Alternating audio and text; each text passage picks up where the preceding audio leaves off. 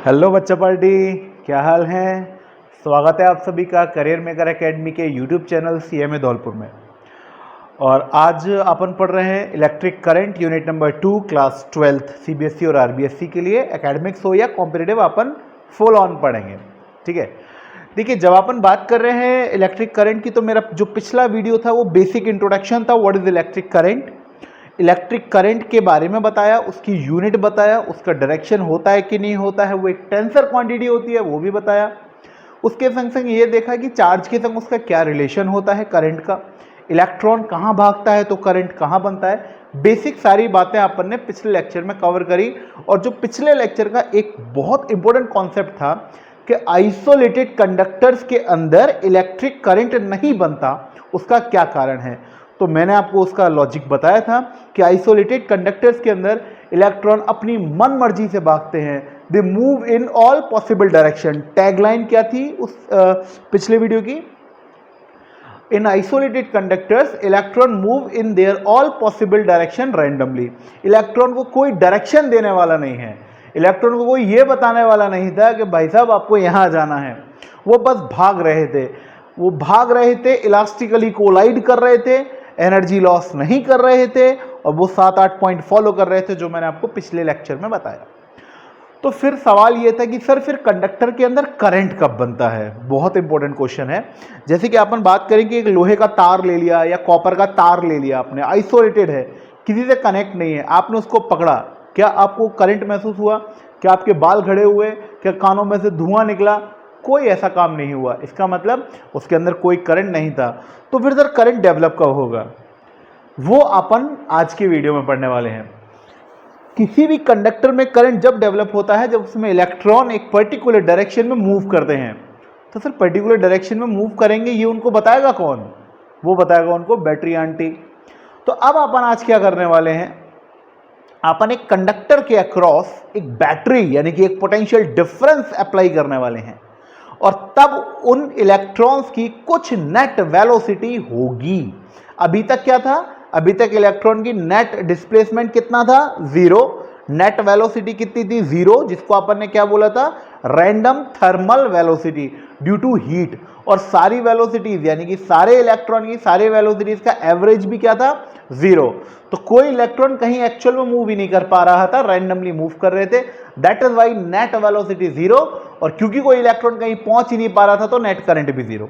आज के वीडियो में अपन देखेंगे कि कैसे इलेक्ट्रॉन एक पर्टिकुलर डायरेक्शन में भागता है। तो उसके लिए अपन को बैटरी अप्लाई करनी पड़ेगी, और तब उसकी वेलोसिटी क्या कहलाएगी, ड्रिफ्ट वेलोसिटी।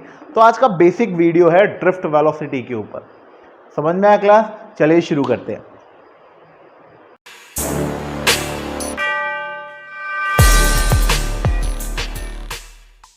चलिए क्लास शुरू करते हैं आज का लेक्चर फटाफट से। ड्रिफ्ट वेलोसिटी क्या होता है, उसकी डिफाइन क्या है, वो अभी लिखते हैं, पर उससे पहले कुछ चीजें समझते हैं। मान के चलिए अपने पास अब एक कंडक्टर है।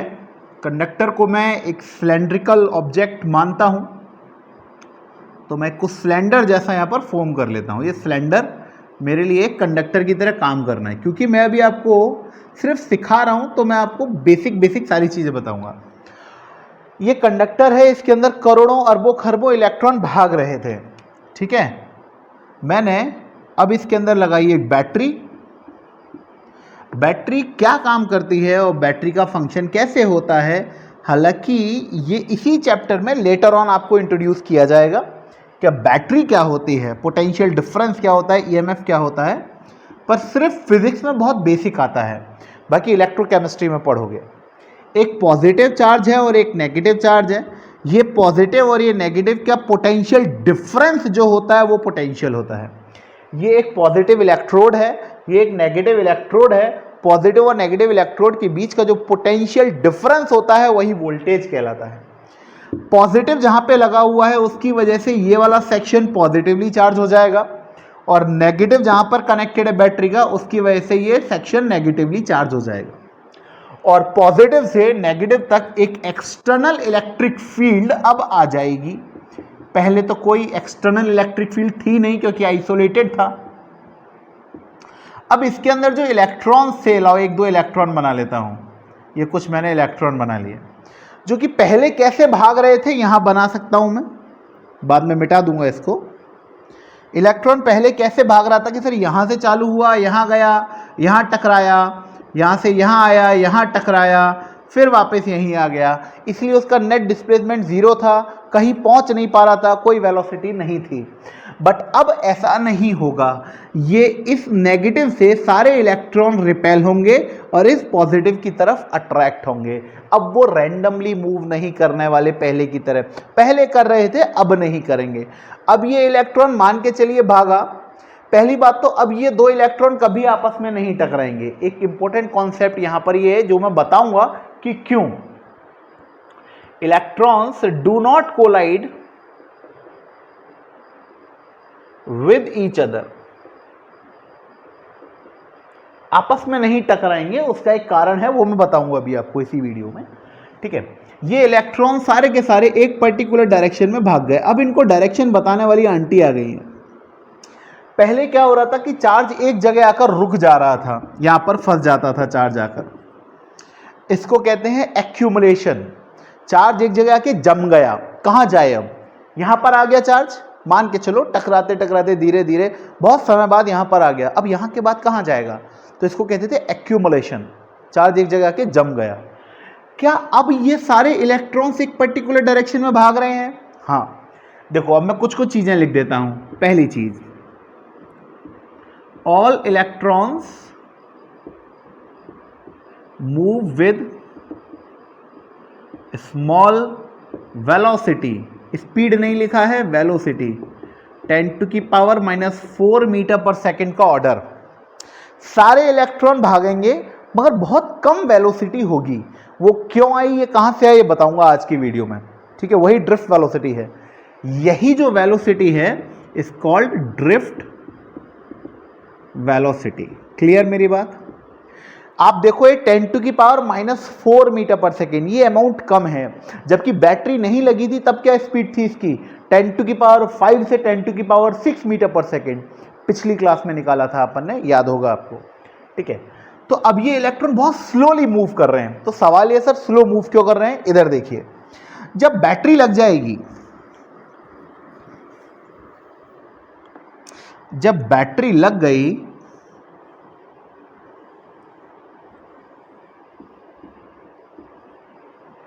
अब इस एक इलेक्ट्रॉन का आप मोशन देखिएगा, क्लास ध्यान से सुनिएगा। ये इलेक्ट्रॉन भागा, दो इलेक्ट्रॉन आपस में नहीं टकराएंगे मान ली सर, मगर ये इलेक्ट्रॉन जिस एटम में से निकला था वो पॉजिटिव एटम भी तो होगा। किसी एटम में से इलेक्ट्रॉन निकल गया तो वो एटम कैसा चार्ज हो गया? Positively charge. तो ये एटम तो बचा ना। ये इलेक्ट्रॉन जैसे ही भागा इस पॉजिटिव की तरफ, इलेक्ट्रॉन पॉजिटिव की तरफ जब भागा तो बीच में ये पड़ा, तो भागा, इससे टकरा गया, फिर खड़ा हुआ, फिर भागा, फिर दूसरे एटम से टकरा गया। तो बीच में अब इलेक्ट्रॉन कोलाइड नहीं कर रहे हैं, पर वो एटम से तो कोलाइड कर रहे हैं। कोलिजन का मतलब फिजिकल कोलिजन नहीं होता, कोलिजन का मतलब होता है वेलोसिटी अफेक्ट हो जाना। 11th क्लास में पढ़ाया है ना मैंने कोलिजन। कोलिजन का मतलब लिटरली ये नहीं है कि टकरा रहे हैं। कोलिजन का मतलब होता है, जब कोलिजन किसको कहते हैं फिजिक्स में? इनडायरेक्ट कोलिजन भी तो होता है ना। एक होते हैं कॉन्टैक्ट फोर्स, एक होते हैं नॉन कॉन्टैक्ट फोर्स। तो नॉन कॉन्टैक्ट फोर्स जो कोलिजन करते हैं उसका मतलब होता है जब एक कोलिजन की वजह से बॉडीज की वेलोसिटी या मोमेंटम या एनर्जी अफेक्टेड हो जाए। फिजिक्स में कॉलिजन का मतलब क्या? एक तो लिटरल कॉलिजन हो गया, टकरा गई दो बॉडी, पर नॉन कॉन्टैक्ट फोर्सेस वाले कॉलिजन क्या होते हैं? जिसमें वो टकराते नहीं हैं। तो उस कॉलिजन का मतलब होता है कि कॉलिजन के बाद दो ऑब्जेक्ट की वेलोसिटी या मोमेंटम या काइनेटिक एनर्जी अफेक्टेड हो जाए। देखिए मोमेंटम में भी वेलोसिटी होता है और काइनेटिक एनर्जी में भी। तो बेसिकली आप ये बोल सकते हैं कि दो बॉडीज की वेलोसिटी अफेक्ट अगर हो रही है तो वो कॉलिजन है, ठीक है। तो यहाँ पर ये बढ़ा, भागा, क्योंकि ये पॉजिटिव बुला रहा है और ये नेगेटिव धक्का दे रहा है। ये नेगेटिव ने इसको रिपेल किया, पॉजिटिव अटैक करा, भागा, एकदम से टकरा गया। टकरा गया तो क्या कहेगा? नहीं यार अब मैं टकरा गया, अब मैं क्या करूंगा उधर जाकर, अब मेरा जीवन बेकार है। नहीं, ये देखे भैया फिर रिपेल हो रहा हूं मैं तो, और फिर मेरे को यहां पर अट्रैक्ट होकर जाना है, तो फिर भागेगा दूसरे तरीके से। ऐसे यहां पर फिर कोई एटम आ गया, फिर टकराया, फिर एनर्जी लॉस करी, फिर वेलोसिटी लॉस करी, फिर खड़ा हुआ, फिर इधर से गया, फिर भागा। तो इस तरीके से अब वो टकराते हुए भाग रहा है। क्या अब उसका नेट डिस्प्लेसमेंट जीरो है? नहीं। पिछली बार था क्या? हाँ। इसको मैं एक और तरीके से समझा सकता हूं। पहले क्या हो रहा था? पहले जब बैटरी नहीं लगी थी, पिछली वीडियो में, इलेक्ट्रॉन यहां से यहां गया, यहां से यहां गया, मान के चलिए यहां से कॉलिजन होकर यहां आ गया, यहाँ से कॉलिजन होकर यहाँ आ गया, और यहाँ से कॉलिजन होकर वापस यहाँ हो गया। मैं कहूँगा नेट डिस्प्लेसमेंट कितना? आप कहोगे जीरो। मैं कहूँगा नेट वेलोसिटी कितनी? आप कहोगे जीरो। आज के लेक्चर में क्या हो रहा है? इलेक्ट्रॉन भागा, इलेक्ट्रॉन भागा, इलेक्ट्रॉन भागा, इलेक्ट्रॉन भागा, इलेक्ट्रॉन भागा। कर तो कुछ वैसे ही रहा है, पर आज कुछ डिस्प्लेसमेंट है। इसी को ड्रिफ्ट होना कहते हैं। ड्रिफ्ट का मतलब होता है घिसटना या बहना। ड्रिफ्ट का मतलब होता है घसीटना या फ्लो होना, बहना। तो क्या ये अब थोड़ा सा शिफ्ट हो गया यहां से यहां?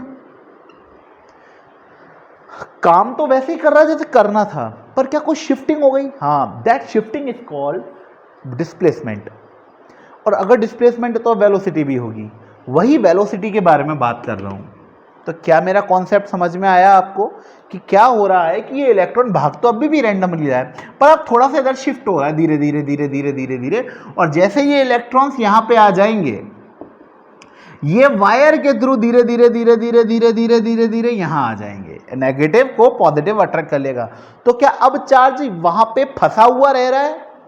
एक्यूमुलेटेड है? नहीं, कनेक्टिंग वायर्स में फ्लो हो रहा है। ये होते हैं कनेक्टिंग वायर्स,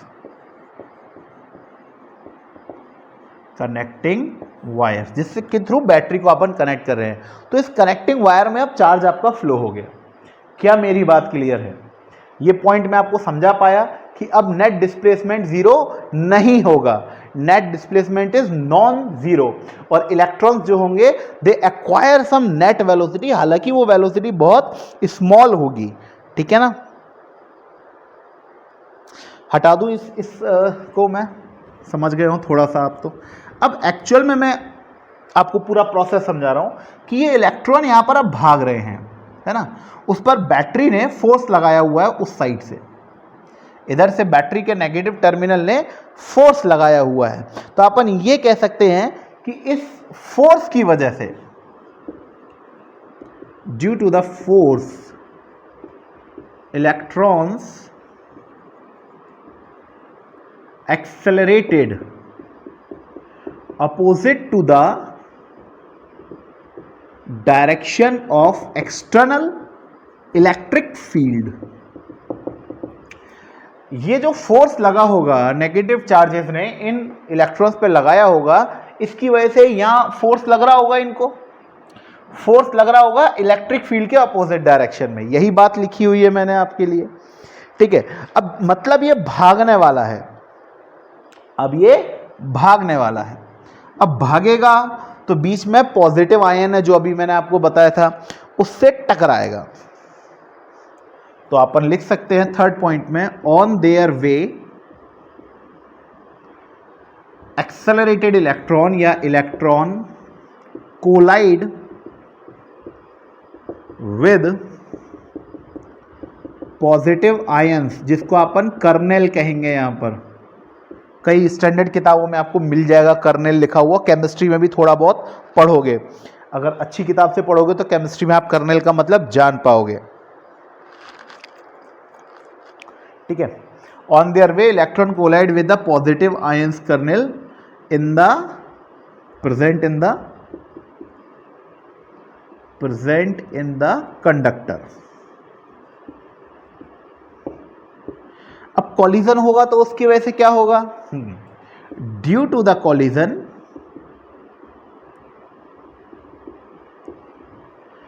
इलेक्ट्रॉन लूजेस, या इलेक्ट्रॉन लूजेस, हाँ चलो ऐसे ही लिख देते हैं, loses its velocity and gained kinetic energy. Gain kinetic energy, sir gain कब हुई थी? जब वो यहां से भागा था। जैसे मैं हूं इलेक्ट्रॉन, मेरे को जैसे इधर से किसी ने धक्का दिया नेगेटिव में, भागा, पॉजिटिव आया, टकराया। तो जब मैं भागा तो मैंने अपनी वेलोसिटी बढ़ाई थी हल्की सी, और बढ़ा पाता इससे पहले टकरा गया। और बढ़ा पाता, इससे पहले मैं टकरा गया। तो जैसे ही मेरे को धक्का लगा, मैं भागा, भागते ही टकरा गया, तो एनर्जी लूज हो गई। फिर धक्का दिया, फिर भागा, फिर टकराया, फिर एनर्जी लूज हो गई। तो ऐसा नहीं है। कैसा नहीं है, ध्यान से सुनो। कई बच्चे क्या कहते हैं कि जो इलेक्ट्रॉन है, कई बच्चे ये सोचते हैं कि इलेक्ट्रॉन जो है वो भागेगा, एक्सेलरेट होगा, और एक्सेलरेट होते होते उसकी वेलोसिटी बहुत बढ़ जाएगी। क्योंकि एक आध ऐसी डिवाइस हैं जो 12th में भी पढ़ाऊंगा आप लोगों को, वैन डे ग्राफ जनरेटर है, ठीक है, साइक्लोट्रॉन है, ये सारी ऐसी डिवाइसेज है जिनमें इलेक्ट्रॉन को डाल दो तो उसकी स्पीड बहुत हो जाती है, लगभग स्पीड ऑफ लाइट के बराबर। पर यहाँ कंडक्टर में ऐसा नहीं हो रहा, क्योंकि जैसे ही वो अपनी थोड़ी सी एनर्जी बढ़ाता है वो टकरा जाता है। तो वेलोसिटी ऐसा नहीं है कि लगातार बढ़ रही है, छोटी सी जगह में बढ़ी, टकरा गया, फिर जीरो, फिर बढ़ी, फिर टकरा गया, फिर जीरो, ये सब काम चलता रहता है इसमें। तो ये आप इनके समझ में आया फोर्थ पॉइंट, कि जैसे ही वो भागा उसकी सारी एनर्जी जो उसने गेन करी थी वो टकरा गई, सॉरी टकराकर खत्म हो गई। अब क्या होगा, but due to the external electric field, electron again move in the direction opposite to the external electric field and again gain some kinetic energy। क्योंकि इलेक्ट्रॉन टकराया है, टकराने के बाद एनर्जी लूज कर दी, पर लूज करके ऐसा रोना धोना थोड़ा ना मचाया गया, अरे यार मर गए अब क्या जीवन कटेगा, नहीं नहीं, ये फिर से रिपेल करेंगे, ये फिर से भागेगा, ये फिर से भागेगा, तो फिर से एनर्जी और वेलोसिटी को गेन करेगा। ठीक है, अब इसके बाद का मैं थोड़ा यहां लिख देता हूं ना, 6 पॉइंट। अब ये प्रोसेस तो लगातार होती रहेगी, ऐसा तो है नहीं कि अब ये प्रोसेस बंद हो जाएगी होना। ठीक है, तो ये प्रोसेस लगातार हो जाएगी।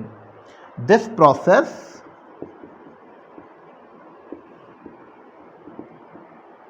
continues till electron reaches towards positive terminal of battery या कंडक्टर।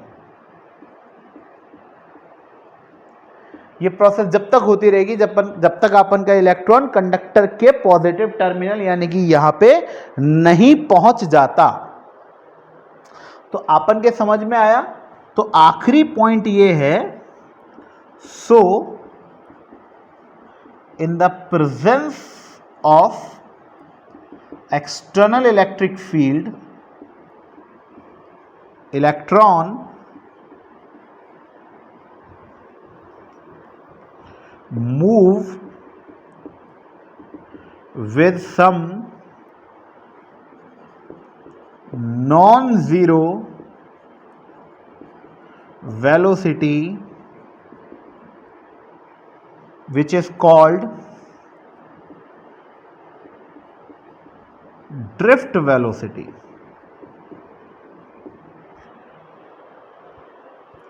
इलेक्ट्रॉन एक छोटी सी वेलोसिटी से मूव करता है जिसको अपन ड्रिफ्ट वेलोसिटी कहेंगे।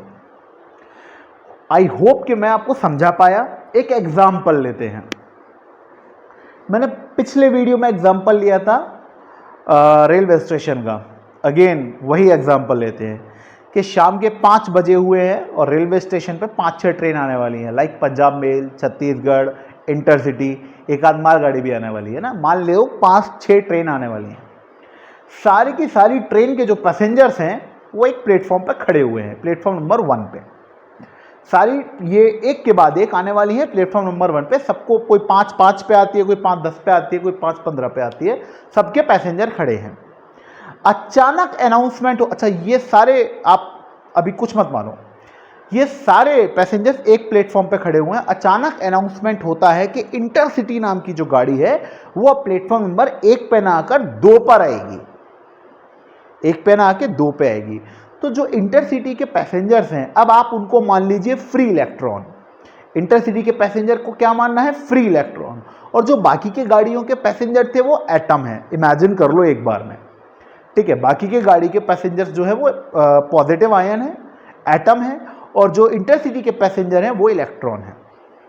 अनाउंसमेंट हुआ कि अब इंटरसिटी 2 पे आएगी, तो क्या होगा, उन इलेक्ट्रॉन्स पे फोर्स लगा, उन पैसेंजर्स पे फोर्स लगा जो इंटरसिटी के थे कि अरे यार हम तो यहाँ, वो तो वहां आ रही है, क्या वो भागेंगे, भागेंगे। अच्छा, क्या बाकी के पैसेंजर भी भागेंगे एटम, नहीं, वो क्यों भागेंगे। तो अचानक भागे इलेक्ट्रॉन, मगर वो पॉजिटिव आयन यानी कि बाकी के पैसेंजर्स तो वहीं पे थे, तो क्या हो गया, डूम, कॉलिजन हो गया। अब क्या हो गया, कॉलिजन हो गया। तो जो कॉलिजन हुआ, क्या इस कॉलिजन के मान के चलो तुम भाग रहे हो और तुम मेरे से टकरा गए, अब अरे यार अब मैं टकरा गया, अब मैं क्या करूंगा उस साइड जाकर, अब तो हो रहा है जो होने दो, जाना है जाने दो, अब मेरा जीवन बेकार है। नहीं, वो अनाउंसमेंट वाली आंटी फिर चिल्लाई, तो वो तुम्हारे ऊपर फोर्स लगा, तुम फिर खड़े हुए और तुम फिर भागे, फिर टकराए, फिर एनर्जी लॉस करी, फिर खड़े हुए, फिर भागे, फिर टकराए, बार बार खड़े हो रहे हो, बार बार एनर्जी और वेलोसिटी लूज कर रहे हो, पर क्या आप वहां तक जाओगे, हाँ, क्योंकि आप पे लगातार फोर्स लग रहा था इसलिए जाओगे। यही हो रहा है, बार बार स्मॉल वेलोसिटी गेन कर रहे हो, फोर्स लग रहा है, फोर्स की वजह से थोड़ा सा एक्सेलरेशन हुआ, हालांकि एक्सेलरेशन होगा नहीं, उस बारे में चर्चा कर रहा हूं अभी, ठीक है। वो कंडक्टर पॉजिटिव आयन के अंदर जो है उनसे टकराएंगे तो उनकी एनर्जी जो है वो लूज हो जाएगी, बट इलेक्ट्रिक फील्ड लगातार लगी है तो वो लगातार भागेगा, और ये प्रोसेस लगातार जब तक चलती रहेगी जब तक वो पैसेंजर वहां नहीं पहुंच जाएगा, और इस प्रोसेस की वजह से उसकी कुछ नेट वेलोसिटी गेन हो जाएगी। इसका स्क्रीनशॉट ले लो, इसको उतार लो, आगे की दास्तान सुनो।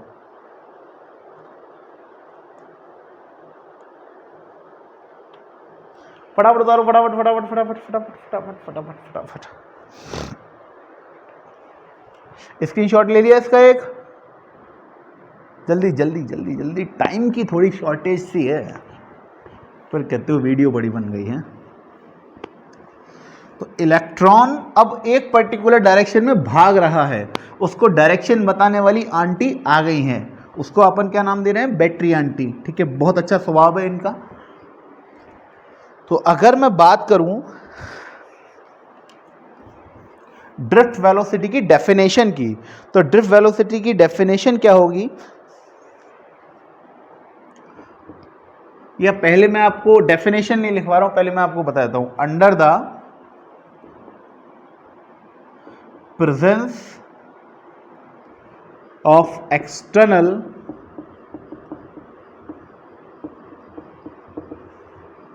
इलेक्ट्रिक फील्ड, मतलब इलेक्ट्रिक फील्ड के प्रेजेंस में, ऑल द इलेक्ट्रॉन्स, या ऑल इलेक्ट्रॉन लिखूं या किसी एक इलेक्ट्रॉन के बारे में लिखूं, एक ही बात है, acquire some net velocity in the direction opposite to the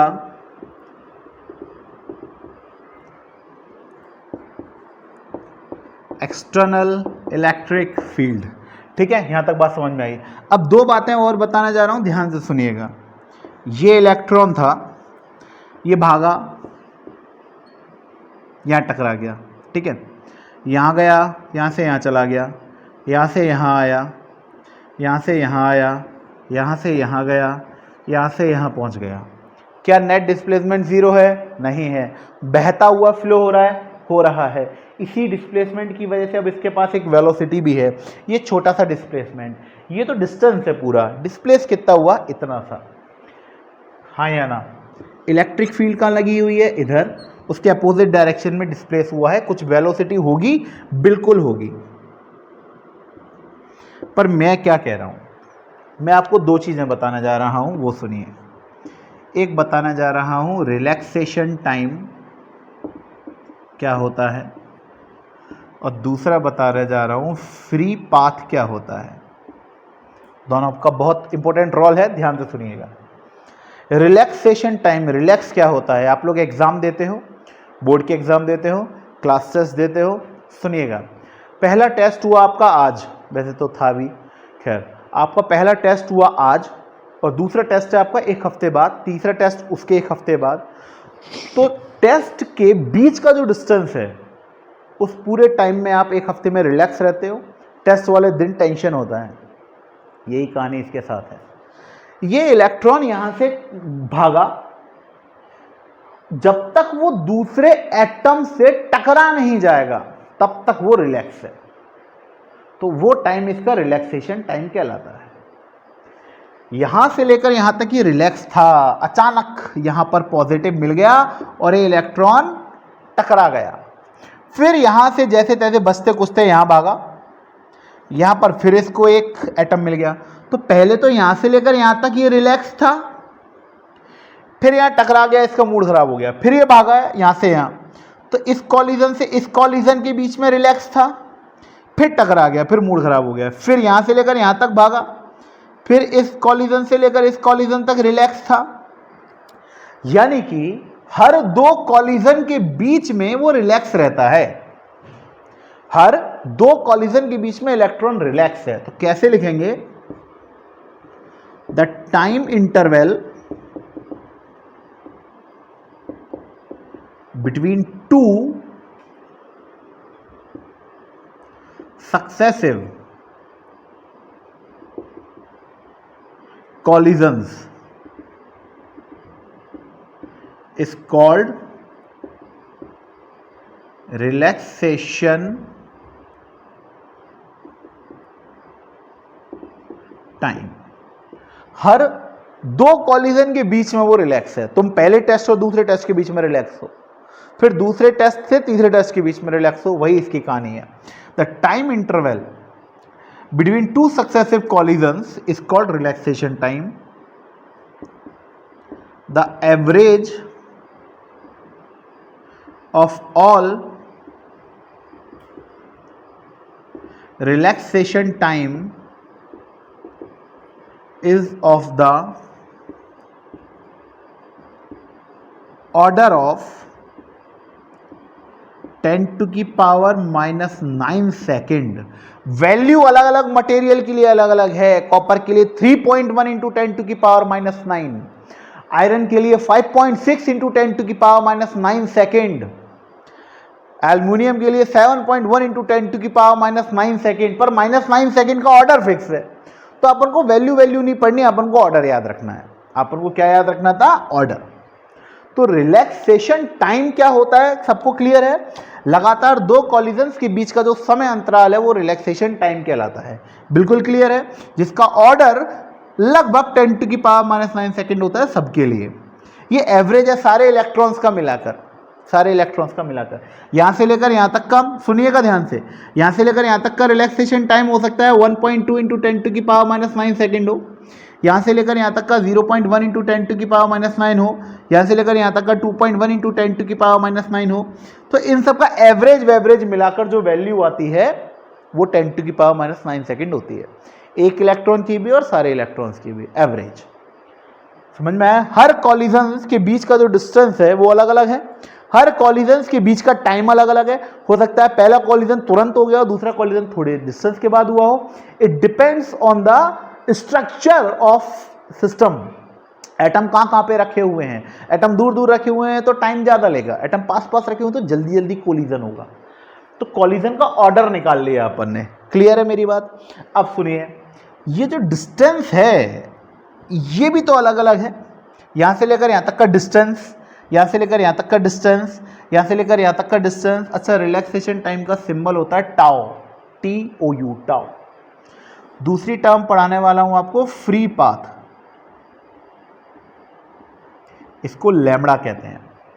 free नाम से समझ में आ रहा है, फ्री पाथ। 2 कॉलिजन के बीच में तो कोई कॉलिजन नहीं हुआ ना, तो क्या ये फ्री था? हाँ। फिर फिर यहां से लेकर यहां तक कोई कॉलिजन हुआ? नहीं। पर क्या ये डिस्टेंस इस डिस्टेंस से अलग है? हाँ। फिर यहां से लेकर यहां तक कोई कॉलिजन? नहीं, पर ये डिस्टेंस इन दोनों से अलग है। तो फ्री पाथ होता है 2 लगातार कॉलिजन्स के बीच का distance. The distance between 2 successive collisions of electrons. Two successive collision के बीच का distance, the average of all free path is called mean free path, जिसको अपन बोलेंगे lambda 1 plus lambda 2 plus lambda 3 dot dot dot dot lambda n upon n, और जिसकी value होती है 10 to की power -14 metre.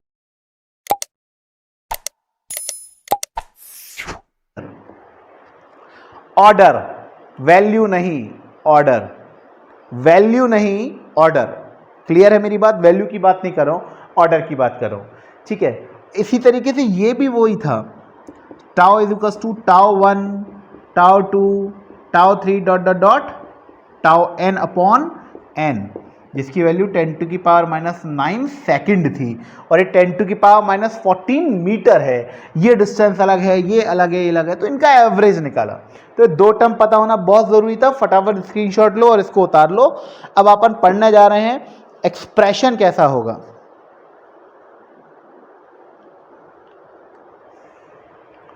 हटा दो इसको।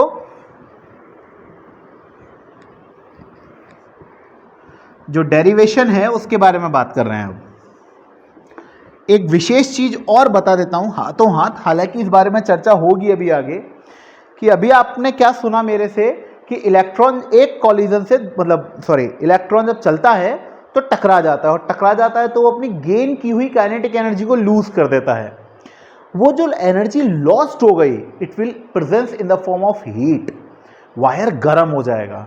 आप एक काम करके देख सकते हो सभी स्टूडेंट आज ही, एक कॉपर का सादा तार लेना और एक सेल लेना, जो टॉर्च में लगता था ना बड़ा वाला, वो सेल लेना, और उस सेल के दोनों टर्मिनल पे एक एक एंड लगा देना वायर का, और आप 2 मिनट रख के देखोगे तो आपको गर्मी महसूस होगी, वायर हीटेड हो गया। कैसे हीटेड हुआ समझ में आया आपको? ये इलेक्ट्रॉन भाग रहे हैं, टकरा रहे हैं, एनर्जी लॉस्ट कर रहे हैं। The lost kinetic energy will present in the form of heat energy. इसको जूल्स लॉ ऑफ हीटिंग में पढ़ेंगे। अब अपन बात करते हैं expression of drift velocity. Expression of drift velocity. तो सबसे पहली बात तो ये कि अपन ने इलेक्ट्रिक फील्ड लगाई है। इलेक्ट्रिक फील्ड लगाने की वजह से एक पोटेंशियल डिफरेंस लगाने की वजह से इलेक्ट्रिक फील्ड आई है ना। ये बात सबके दिमाग में बिल्कुल क्लियर है कि ड्रिफ्ट वेलोसिटी की वजह से एक पोटेंशियल डिफरेंस की वजह से एक इलेक्ट्रिक फील्ड सेटअप हो गई है। वो इलेक्ट्रिक फील्ड इलेक्ट्रॉन को अट्रैक्ट कर रही है, फोर्स लगा रही है। तो सबसे पहले तो अपन ये लिखते हैं, due to the potential difference across the ends of conductor,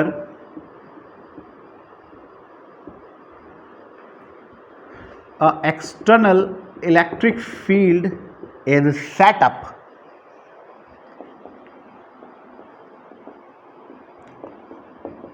क्या आपको ये फॉर्मूला आता है?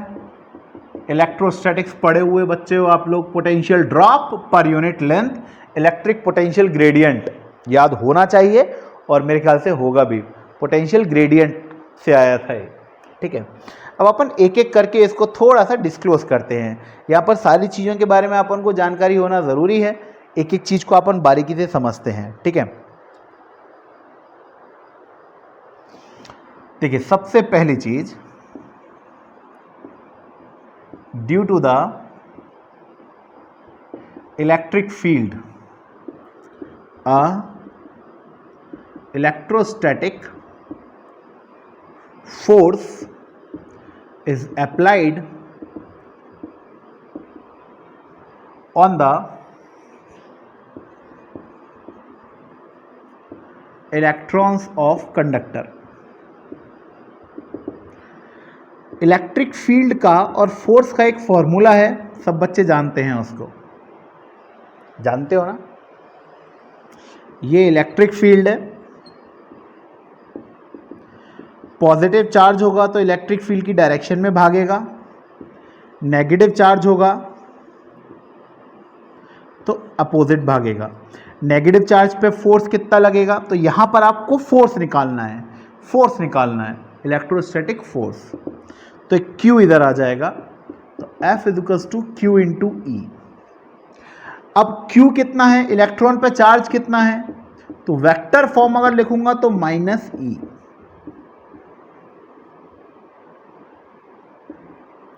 इलेक्ट्रॉन पे फोर्स कितना लगा class, minus e into capital E. Capital E electric field है और माइनस ई इलेक्ट्रॉन पे चार्ज है। अब ये वेक्टर फॉर्म में माइनस साइन क्या बता रहा है, the negative sign shows that electric force is opposite to the external electric field। external electric field यहां थी, इलेक्ट्रॉन यहां भाग रहा था, ध्यान है ना, तो अपोजिट डायरेक्शन में फोर्स लगा है। तो ये माइनस साइन डायरेक्शन बता रहा है फोर्स का, कि फोर्स का डायरेक्शन अपोजिट है। बात क्लियर, समझ में आई, बहुत बढ़िया, ठीक है। नेगेटिव साइन क्या शो कर रहा है वो हमारे समझ में आया। अब ये फोर्स लगा है इलेक्ट्रॉन पे, क्या ये फोर्स सारे इलेक्ट्रॉन पे सेम लगेगा, इस फॉर्मूले को देखिए, माइनस ई कैपिटल ई। जरा सोचिए कि ये आपका कंडक्टर था, इस कंडक्टर में आपने बैटरी लगाई, मान के चलिए 5 वोल्ट की,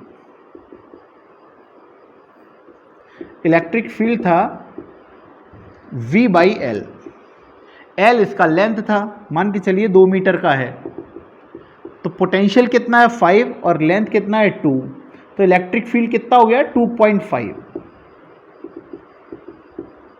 क्या सारे इलेक्ट्रॉन के लिए 2.5 है, हाँ, और क्या सारे इलेक्ट्रॉन का चार्ज -1.6 इंटू 10⁻⁻19 है, हाँ। तो ये जो वैल्यू आई -1.6 इंटू 10⁻⁻19 और इलेक्ट्रिक फील्ड 2.5, ये तो सबके लिए फिक्स हो गई ना। इसका मतलब क्या, जो फोर्स लगता है, इलेक्ट्रोस्टैटिक फोर्स लगता है, वो सारे इलेक्ट्रॉन पे सेम लगता है। क्या मेरी बात समझ में आई, नहीं आई? क्या मेरी बात समझ में आई कि जो फोर्स लगता है वो सब पे सेम लगता है। Also the electrostatic force is constant for all, या सेम लिखते हैं, सेम फॉर ऑल इलेक्ट्रॉन्स। क्या मेरी बात क्लियर है?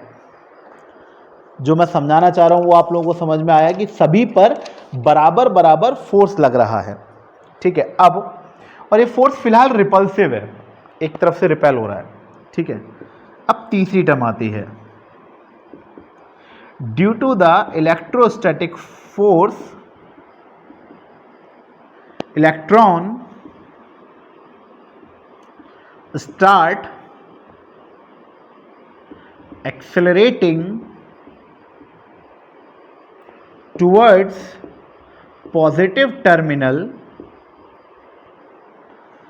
of battery या positive terminal of conductor। Force लगा है तो इलेक्ट्रॉन भागेगा भाई, तो ये एक्सेलरेट कर गया इस साइड में, एक्सेलरेट कर गया इस साइड में। कितना एक्सेलरेशन होता है, तो क्लास देखिए, एक्सेलरेशन का फॉर्मूला होता है F अपॉन m। ये कहां से आ गया, अरे F is equal to m a r। m क्या, इलेक्ट्रॉन का मास, F क्या, इलेक्ट्रॉन पर फोर्स, a क्या, इलेक्ट्रॉन का एक्सेलरेशन, जो कि निकालना है। तो a कितना हो जाएगा, F बाई m। क्लियर है? इसको हटा दो। नेट फोर्स, किसी मास पर लगने वाला फोर्स कितना होता है, मास पे लगने वाला फोर्स ma। तो एक्सेलरेशन निकालेंगे अपन F बाई m से, क्योंकि एक्सेलरेशन वेक्टर है और फोर्स भी वेक्टर है, तो एरो लगा दिया। फोर्स कितना लग रहा है class, minus e capital E upon m। तो क्या अपन को एक्सेलरेशन मिल गया, minus e capital E by m। हाँ मिल तो गया है, मीटर पर सेकेंड स्क्वायर। क्या ये एक्सेलरेशन भी सबके लिए सेम होगा? देखना पड़ेगा। देखो काम भी क्या है, स्मॉल ई सबके लिए सेम, एम सबके लिए सेम, कैपिटल ई बताया था अभी सबके लिए सेम। तो ये जो एक्सेलरेशन है वो सबके लिए सेम है, ये जो एक्सेलरेशन है वो सबके लिए सेम है। एक्चुअल में तो अब दो चीज मेरे को बतानी है। पहली चीज सुन लो, मैंने आपको आज शुरुआत में बताया था कि अब इलेक्ट्रॉन्स आपस में नहीं टकराएंगे, ऊपर लिखा था, वीडियो को बैक करके देख लेना। इलेक्ट्रॉन्स अब आपस में नहीं टकराएगा, ये बोला था। देखो हर इलेक्ट्रॉन का एक्सेलरेशन बराबर है, हर इलेक्ट्रॉन पे लगने वाला फोर्स बराबर है। फॉर एन एग्जांपल, एक इलेक्ट्रॉन ए रहा, दूसरा ए रहा, इस पे 2 न्यूटन फोर्स लगा, इस पे भी 2 न्यूटन फोर्स लगा, दोनों ऐसे जा रहे हैं, क्या टकराएंगे क्या? इसको हल्का सा एक्सेलरेशन मिला, क्या उतना ही एक्सेलरेशन इसको मिलेगा? ये जो वैल्यू आएगी ये दोनों के लिए सेम आएगी क्या? इलेक्ट्रॉन के लिए इलेक्ट्रॉन का मास और चार्ज और इलेक्ट्रिक फील्ड जो इसके लिए है वही इसके लिए है। तो अगर ये हल्का सा एक्सेलरेट हुआ तो ये भी एक्सेलरेट होगा। टकराएंगे कब?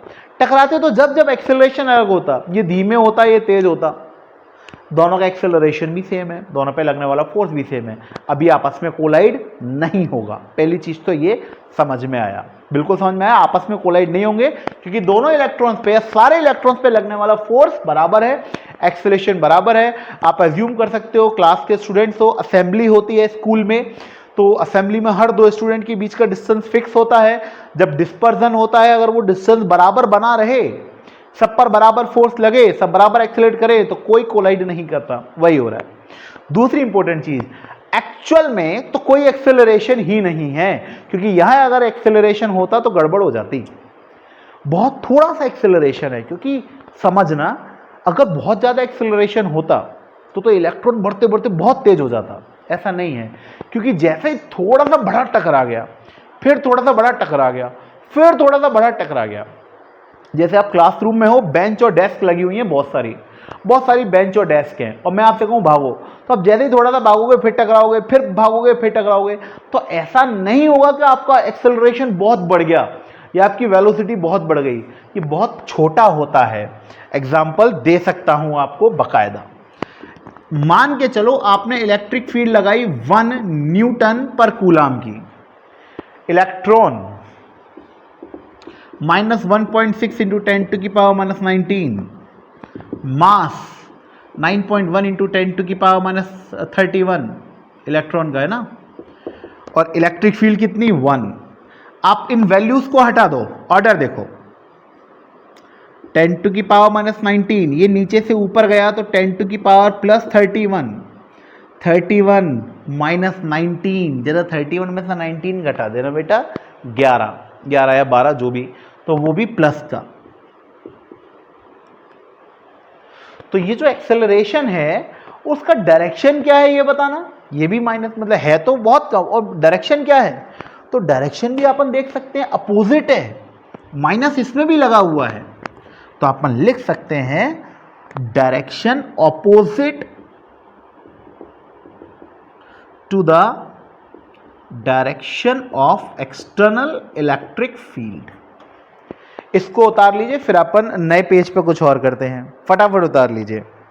और ये भी सबके लिए सेम रहता है, इसको कहां लिख दूं, या आप लोग लिख सकते हो, and same for all electrons. एक स्क्रीनशॉट लो इसका फटाफट स्पीड में, हो गया, हटा दें। चलिए अब आखिरी स्टेज बची है, इलेक्ट्रॉन अपन का चल निकला है, धीरे धीरे एक्सेलरेट भी कर रहा है थोड़ा थोड़ा। देखिए, if U1 is the initial thermal velocity of electron, जब इलेक्ट्रॉन पे बैटरी नहीं लगी थी तो उसकी वेलोसिटी कितनी थी? U1, जो कि 0 थी ना, वो वाली, वो U1, ठीक है ना। अब बैटरी लगने, ये तो इनिशियल काम था, ये तो इनिशियल काम था, है ना। और now in the presence of external electric field, the electron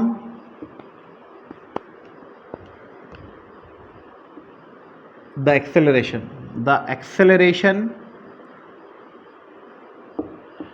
of electron is small a. Electron का एक्सेलरेशन कितना, small a. the time taken in crossing the conductor is tau average. Tau average, पहला tau 1, दूसरा tau 2, तीसरा tau 3, average relaxation times का average.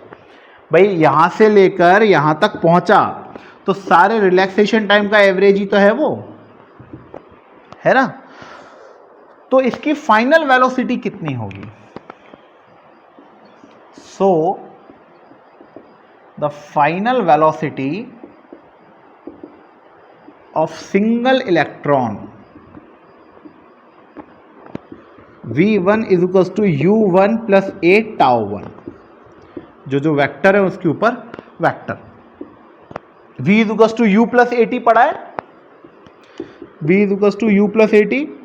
First equation of motion use कर सकते हैं, v is equal to u plus a T.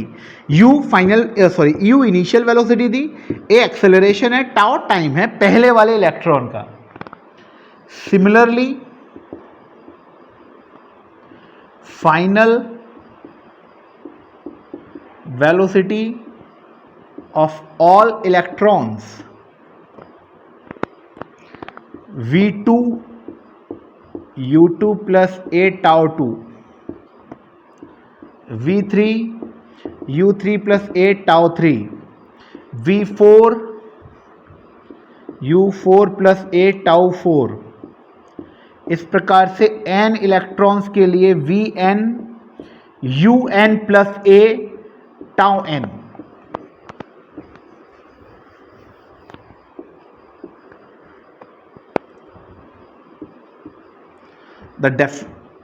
the average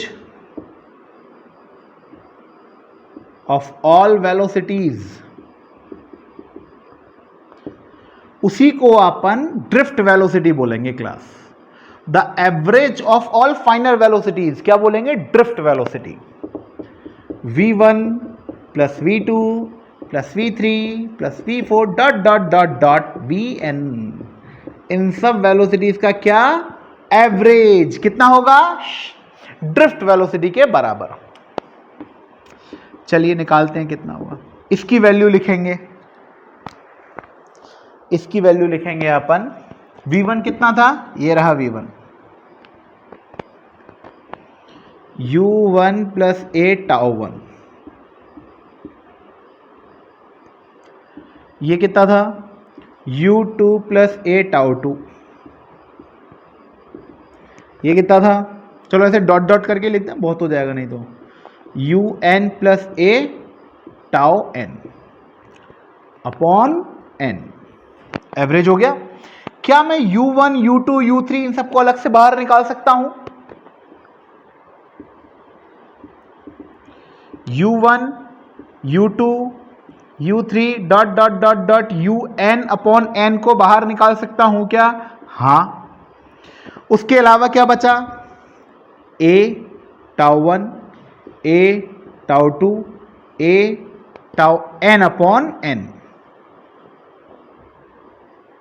ये बचा। क्या ये एवरेज रैंडम थर्मल वेलोसिटी है? याद आया ना? सारी इनिशियल वेलोसिटी जब कोई नहीं लगा था तो जीरो था, ये जीरो है।